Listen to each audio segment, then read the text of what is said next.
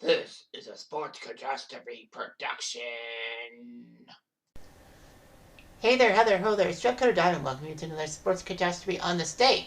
You may be shocked. Wait a minute. He's doing a new on this day for the first time in a week? Yeah, well, the rule is if I can't find anything interesting that I haven't covered, then basically that's a no. Anyway, this on this day is the fact that today, on December 27, 1964, almost 6 decades ago, the Cleveland Browns beat the Baltimore Colts in wild fashion to win the NFL championship. Now, bear in mind, this is before the Super Bowl era. Super Bowl started in 1967. So this is the 1964 NFL title game at Cleveland Stadium in front of 79,000 fans. Well, the Baltimore Colts would face the Cleveland Browns. Baltimore finished the 64 regular season winning 12 games and won their conference for the first time since 1959, clinching with 3 games left. So they were just like, no problems at all. The Colts had Don Shula in his second year of coaching the Baltimore Colts, alongside Johnny Unitas, one of the greatest quarterbacks of all time.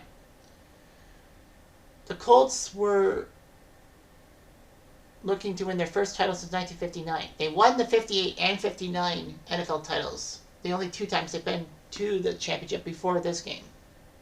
The Cleveland Browns were 10-3-1, just beating out St. Louis, who were 9-3-2. They also had a second-year quarterback by the name, a second-year head coach by the name of Blanton Collier.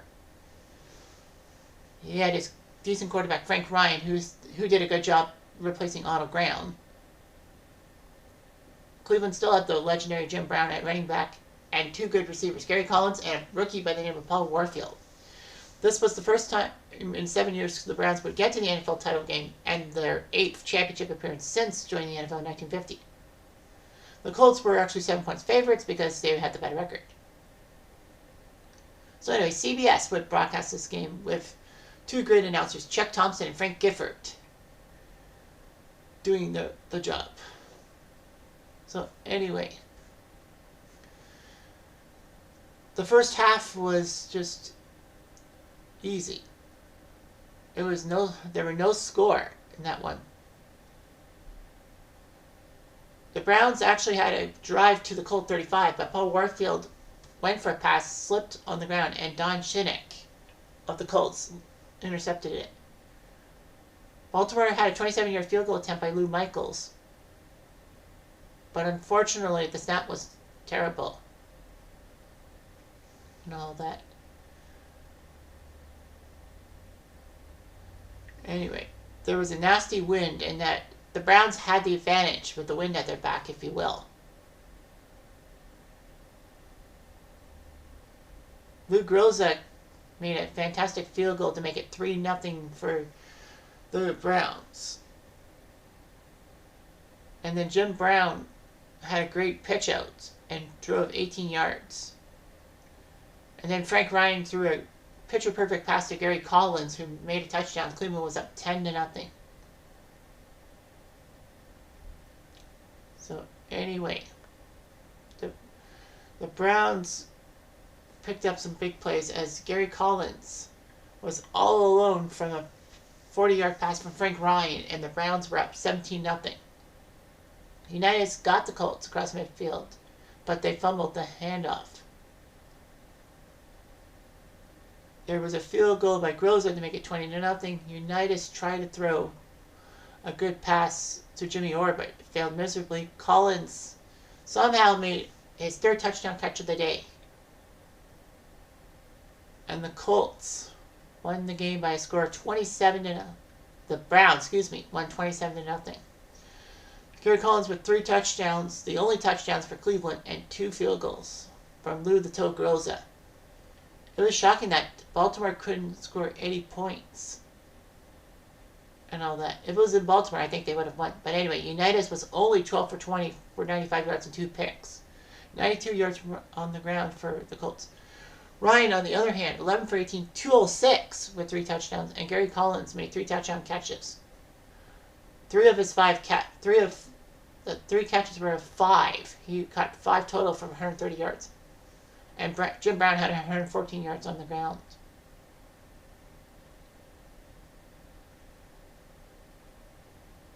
So, anyway, this was the last NFL title game to be in black and white, and it's the last time that all NFL games had penalty flags that were white. The penalty flags would return to bright yellow, and would be huge and all that. So anyway, each member of the Browns got $8,000 for their title win, and Colts players actually made $5,000 because the TV deals were good. So that was huge. Now you may be thinking, why the heck are you doing this random NFL championship game? Well, because when Cleveland won the title in 1964, little did people know that almost 6 decades later, this would be their last title of any sort. Not even a conference title, as the Browns failed in a few AFC title games, especially in the late 80s. But after this game, Cleveland went under a sports curse in which there are 4 major teams.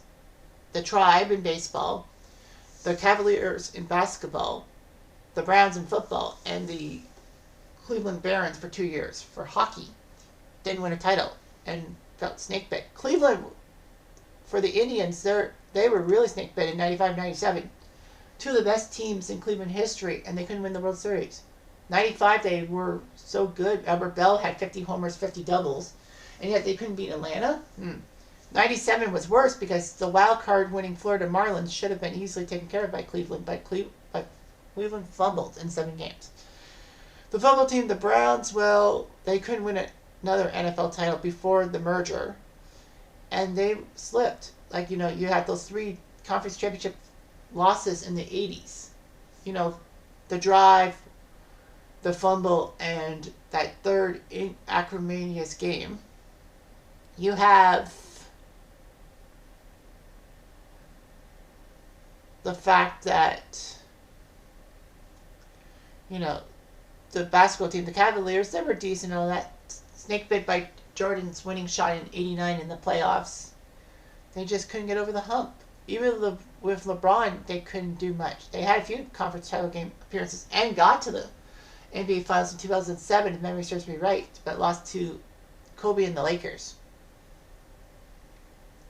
This was the last Cleveland title till the Cavs won the title in 2016, beating the Golden State in Game 7 and coming back from a 3-1 deficit.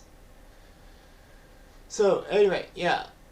It was just amazing what could happen and all that. That this was the last great moment for the city of Cleveland until 2016. They almost had another moment in 2016, but the Indians lost the World Series to the Cubs. So anyway, that's all I've got for this acrimonious game. And it was big anyway. So anyway, I'm Jeff Diamond. I do.